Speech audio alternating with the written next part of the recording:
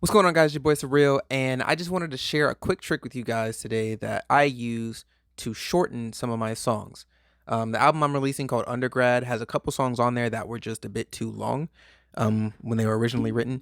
So I'm going to show you guys basically the method that I used to shorten the songs. It's a tool inside of Pro Tools.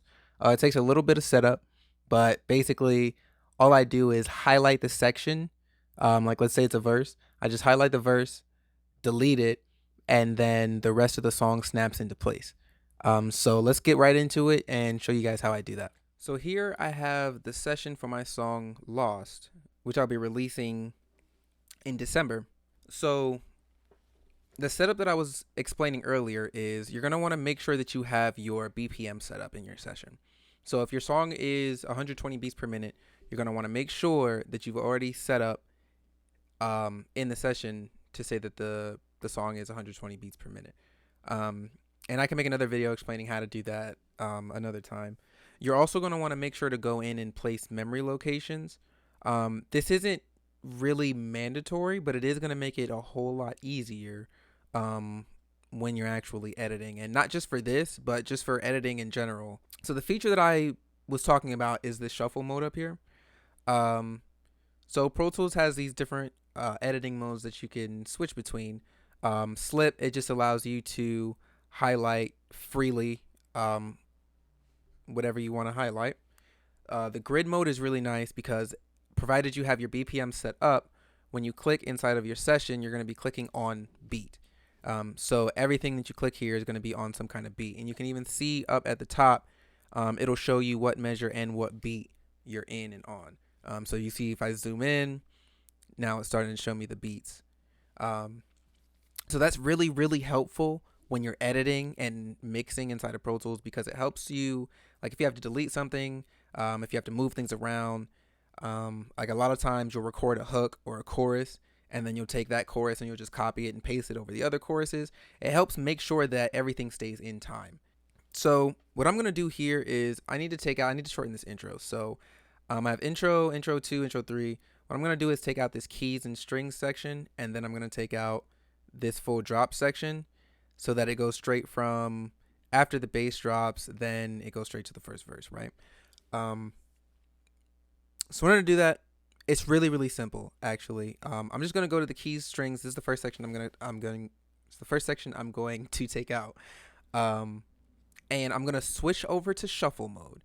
And rather than like in grid mode, instead of it locking to each beat, in shuffle mode, it's going to lock to a clip, like to the next clip. So if you move it back, it can either lock to the end of a clip or it can lock to the beginning of a clip. So let me show you how it works in this sense.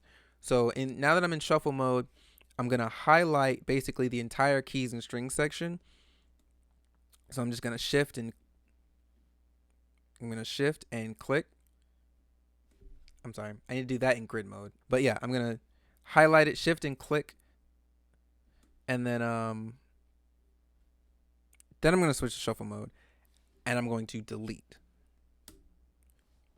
Now, as you can see, there's no gap because basically what happened was everything that was after what I highlighted automatically snapped back to the end of the previous clip. And it did that because I was in shuffle mode. So now you can see, and then even if I go back and play this, at the end of this intro 3 section, it flows right into it. And then I'm basically just going to go ahead and do the same thing. So now things have been moved around a little bit. So this keys strings section isn't actually the keys and strings section. So that's something that you do have to kind of be aware of and keep up with. And you can go in here and like I can delete this. I'm going to do that after. But yeah, so like now this bass section here is actually the full drop. So that's the section that I'm going to take out, and then the full drop and the actual verse one starts here. Nope. Starts up here. So be mindful of that. Just keep track of if you delete something and you move it back, now you have to also adjust your memory locations. So right here, I'm going to go to bass because that's where the full drop is. And then I'm just going to highlight up to where the verse is. And when you do that, when you're actually highlighting the section, you do want to make sure that you're in grid mode. That way you highlight it on beat, and then you switch over to shuffle mode and then delete it. So now that I got the whole thing highlighted, I switch over to shuffle mode, hit delete, and that snaps everything. Everything snaps back to the previous clip, right? So now, even if let me switch back to grid mode. Even if I go back and play it again, it comes right in. And now the vocals, they kind of jumped in because they actually start before the bar hits, which is cool. That's no problem. I'm gonna switch back over to grid mode. I actually might. You could also switch to slip mode, but basically, I'm just gonna go in and I'm just gonna trim this back out so that the start of the vocals is there, and then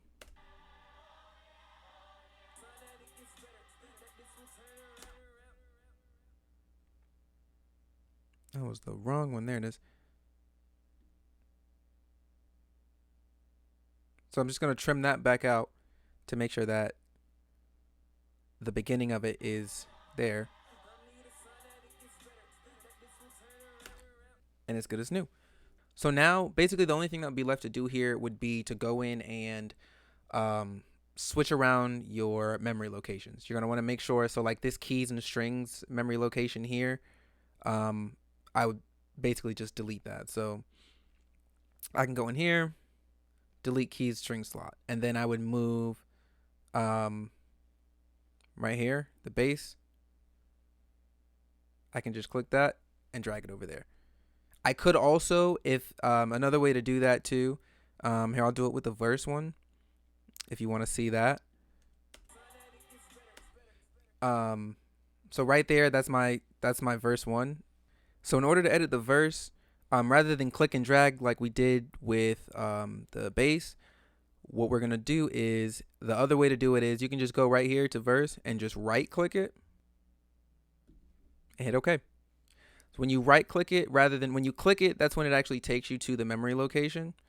But if you right click it, that'll actually bring up the edit window so that you can modify it. And if your cursor is already where you want it to be, then you just hit OK and it will update the memory location. Let me know if you guys want another video on how to set up memory locations and stuff like that. But yeah, that's basically it. So now this whole thing has been shortened. I took out 2 sections.